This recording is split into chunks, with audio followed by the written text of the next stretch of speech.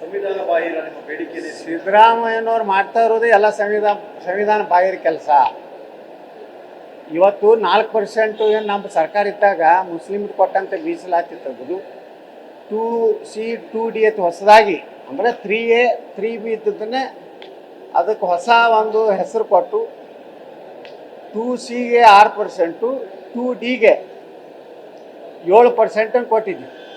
ಅಲ್ಲಿ ಬರೀ ಪಂಚಮಸಾಲಿಗಳೇ ಅಷ್ಟೇ ಅಲ್ಲ, ಎಲ್ಲ ವೀರಶೈವ ಲಿಂಗಾಯತರು ಬರುವಂಥ ಉಪಜಾತಿಗಳು, ಕುರುಬ, ಅಲ್ಲಿಂದ ಜೈನ, ಯಾವ ದಿಗಂಬರ, ಮರಾಠ ಸಮಾಜ, ಅದರ ಜೊತೆಗೆ ಏನು ವೈಷ್ಣವ ಸಮಾಜ, ಕ್ರಿಶ್ಚಿಯನ್ರು ಎಲ್ಲ ಕೂಡಿ ಕೊಟ್ಟಂಥದ್ದು.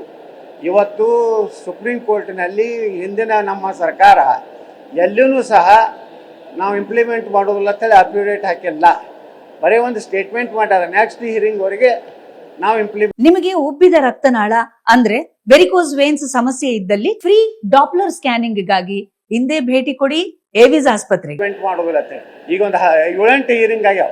ಈ ರಾಜ್ಯ ಸರ್ಕಾರ ಅದು ಹೊಟ್ಟೆ ಇಂಟ್ರೆಸ್ಟ್ ಕೊಡಲಾರ್ದಕ್ಕೆ, ಆಸಕ್ತಿ ತೋರಿಸಲಾರ್ದಕ್ಕೆ ಸುಪ್ರೀಂ ಕೋರ್ಟ್ ಅದನ್ನು ಒಂದು ಅಬ್ಸರ್ವೇಷನ್ ಮಾಡಿದೆ. ಏನಂದರೆ ಈ ರಾಜ್ಯ ಸರ್ಕಾರಕ್ಕೆ ಈ ಒಂದು ಪ್ರಕರಣದಲ್ಲಿ ಇಚ್ಛಾಶಕ್ತಿ ಇರದೇ ಇರೋದ್ರಿಂದ 4 ವಾರ 6 ವಾರ ನಾವು ಮುಂದಕ್ಕೆ ಹಾಕ್ತಾ ಇದ್ದೀವಿ ಅನ್ನೋಂಥದ್ದು ಸುಪ್ರೀಂ ಕೋರ್ಟ್ ಹೇಳಿದೆ. ಅಂದರೆ ಸಿದ್ದರಾಮಯ್ಯನವರು ದುರುದ್ದೇಶದಿಂದ ಎಲ್ಲ ಮೀಸಲಾತಿಗಳಿಗೆ, ಇವತ್ತು ಹಿಂದುಳಿದ ದಲಿತ ಮೀಸಲಾತಿನೂ ಹಾಗೆ ಮಾಡ್ತಾರೆ.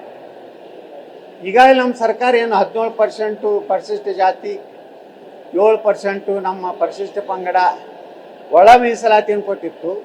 ಅದನ್ನು ಜಾರಿ ಮಾಡದೆ ಮತ್ತೊಂದು ಸಮಿತಿ ಮಾಡೋದ್ರ ಮೂಲಕ ಡಿಲೇ ಟ್ಯಾಕ್ಟಿಸ್ ಮಾಡ್ತಾ ಇದ್ದಾರೆ. ಯಾವ ಸಮುದಾಯಗಳಿಗೂ ಸಹಿತ ಸಿದ್ದರಾಮಯ್ಯನವರು ನ್ಯಾಯ ಕೊಡ್ತಾ ಇಲ್ಲ. ಇದು ಅಸಂವಿಧಾನಿಕ ಅಂತ ನಾ ಹೇಳಿಕೆ ಬಯಸ್ತಾ ಇದ್ದೀನಿ. ಸರ್, ಹಿಂದೆ ನಿಮ್ಮ ಬಿಜೆಪಿ ಸರ್ಕಾರದಲ್ಲಿ 2C 2D ಮಾಡಿ ಗೊಂದಲ ಮೂಡಿಸಿದ ಕಾರಣಕ್ಕಾಗಿ ಈ ಸಮಸ್ಯೆ ನಿಮ್ಮ ಪಂಚಮಸಾಲಿ ನಾಯಕರುಗಳು ಅಂತ ಹೇಳ್ತಾ ಇದ್ದಾರೆ. ಆ ಗೊಂದಲವನ್ನು ಮೂಡಿಸಿದ್ರು, ಆ ಕಾರಣಕ್ಕೆ ಸಮಸ್ಯೆ ಆಗಿದೆ. ಇದು ಸಿದ್ದರಾಮಯ್ಯನವರಿಗೆ ಗೊಂದಲ ಮಾಡ್ತಾ ಇದ್ದಾರೆ. ನಾವು ಭಾಳ ಕ್ಲಿಯರ್ ಇದೆ, ನಮ್ಮ ಸರ್ಕಾರ ಇದ್ದಾಗ 2C 2D ಸಂವಿಧಾನಾತ್ಮಕವಾದಂಥ ಎಲ್ಲ ಕಾನೂನುಗಳನ್ನು ಸಂವಿಧಾನ ತಜ್ಞರನ್ನ ಚರ್ಚೆ ಮಾಡಿನೇ ನಾವು ಈ ಒಂದು ಮೀಸಲಾತಿಯನ್ನು ಕೊಟ್ಟಿವಿ. ಆದರೆ ಇವ್ರಿಗೆ ಕನ್ಫ್ಯೂಷನ್ ಏನೈತೆ, ಮುಸ್ಲಿಮರು 4% ತೆಗೆದಿದ್ದು ಇವ್ರಿಗಿರುವಂಥ ದೊಡ್ಡ, ಯಾಕಂದರೆ ಅವ್ರು ತಮ್ಮ ಸಮುದಾಯಕ್ಕೆ ಎಷ್ಟು ಕೊಡುವಂಥ ಆಸಕ್ತಿ ಇಲ್ಲ, ಇನ್ನು ಉಳಿದ ಸಮಾಜ ಕೊಡುವಂಥ ಪ್ರಶ್ನೆಯೂ ಉದ್ಭವ ಆಗೋದು.